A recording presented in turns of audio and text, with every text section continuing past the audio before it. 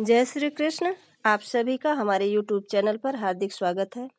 आज की इस वीडियो में मैं आप सभी को सुनाने वाली हूँ माघ कृष्ण पक्ष में होने वाली एकादशी, जिसको खटतिला एकादशी कहते हैं, उसकी पौराणिक कथा।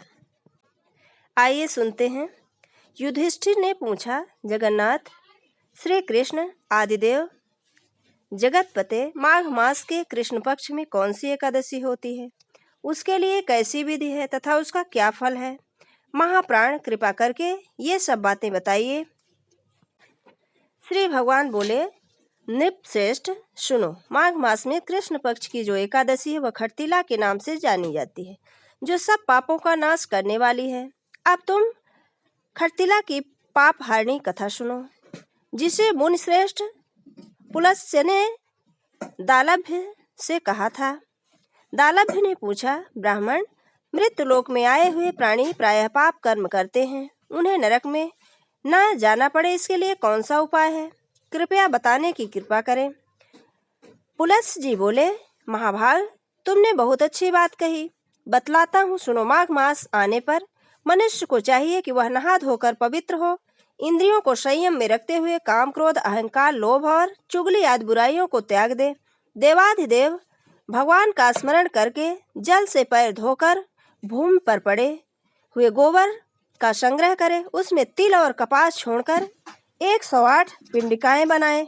फिर माघ में अब आर्द्रा या मूल नक्षत्र आए तब कृष्ण पक्ष की एकादशी करने के लिए नियम ग्रहण करे।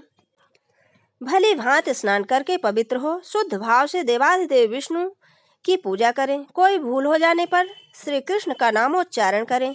रात को जागरण और होम करें। चंदन, अर्गजा, कपूर, नैवेद्य सामग्री से शंख, चक्र और गदा धारण करने वाले देवेश्वर श्रीहरि की पूजा करें। तत्पश्चात भगवान का स्मरण करके बारंबार श्री कृष्ण नाम का उच्चारण करते हुए कुम्हड़े, नारियल अथवा बिजौर के फल से भगवान को विधिपूर्वक पूजकर अर्घ्य दें। अन्य सब सामग्रियों के अभाव से 100 सुपारियों के द्वारा भी पूजन और अर्घ्य दान किया जा सकता है। अर्घ्य का मंत्र इस प्रकार है, सच्चिदानंद स्वरूप श्री कृष्ण, आप बड़े दयालु हैं। हम आश्रयहीन जीवों के आप आश्रयदाता होइए। पुरुषोत्तम, हम संसार समुद्र में डूब रहे हैं, आप हम पर प्रसन्न होइए। कमल नयन, आपको नमस्कार है। विश्व भावन, आपको नमस्कार है। सुब्रमण्यम, महापुरुष, सबके पूर्वज, आपको मेरा नमस्कार है। जगतपते, आप लक्ष्मी जी के साथ मेरा दिया हुआ अर्थ स्वीकार करें। तत्पश्चात ब्राह्मण की पूजा करें, उसे जल का बड़ा दान करें, साथ ही छाता, जूता और वस्त्र भी दें। दान करते समय ऐसा कहें, इस दान के द्वारा भगवान श्री कृष्ण मुझ पर प्रसन्न हों। अपनी शक्ति के अनुसार श्रेष्ठ ब्राह्मण को काली गौ दान करें। द्विश्रेष्ठ विद्वान पुरुष को चाहिए कि वह तिल से भरा हुआ पात्र भी दान करे। उन तिलों के बोने पर उनसे जितनी शाखाएं पैदा हो सकती हैं, उतने 1000 वर्ष तक वह स्वर्ग लोक में प्रतिष्ठित होते हैं। तिल से स्नान करें, तिल का उपटन लगाएं, तिल से होम करें, तिल मिला हुआ जल पिएं, तिल का दान करें और तिल का भोजन में भी उपयोग लें। इस प्रकार 6 कामों में तिल का उपयोग करने से यह खटतिला एकादशी कहलाती है, जो सब पापों का नाश करने वाली है।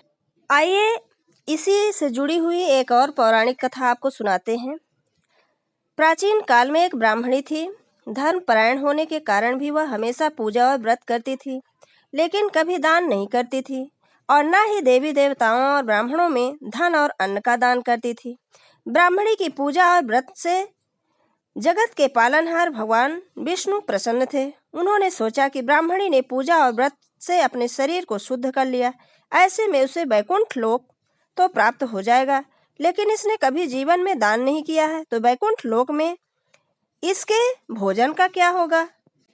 इन सभी बातों को सोचने के बाद भगवान श्रीहरि ब्राह्मणी के पास गए और उससे भिक्षा मांगी। भगवान विष्णु के वेश में साधु को ब्राह्मणी ने भिक्षा में एक मिट्टी का ढेला दे दिया। भगवान उसे लेकर वैकुंठ लोक में लौट आए। कुछ समय के पश्चात ब्राह्मणी का देहांत होने के बाद वह वैकुंठ लोक में आ गई। ब्राह्मणी को भिक्षा में मिट्टी को देने की वजह से वैकुंठ लोक में महल प्राप्त हुए, लेकिन उसके घर में अन्न आदि कुछ भी नहीं था। ये सब देखकर भगवान श्रीहरि से ब्राह्मणी ने बोला कि मैंने जीवन में सदैव पूजा और व्रत किया, लेकिन मेरे घर में कुछ भी नहीं है। भगवान ने उसकी समस्या सुनकर कहा कि तुम वैकुंठ लोक की देवियों से मिलकर खटतिला एकादशी व्रत और दान का महत्व सुनो, उसका पालन करो। तुम्हारी सारी गलत फहमियां और गलतियां माफ हो जाएंगी और तुम्हारी मनोकामना भी पूरी होगी।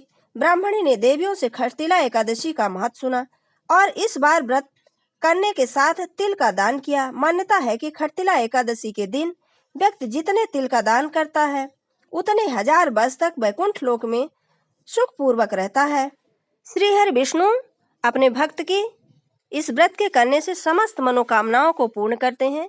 ये थी खटतिला एकादशी की पौराणिक कथा। अगर हमारा ये वीडियो आपको अच्छा लगे तो लाइक जरूर करें और मित्रों के बीच में शेयर करना बिल्कुल ना भूलें। जय श्री कृष्ण। धन्यवाद।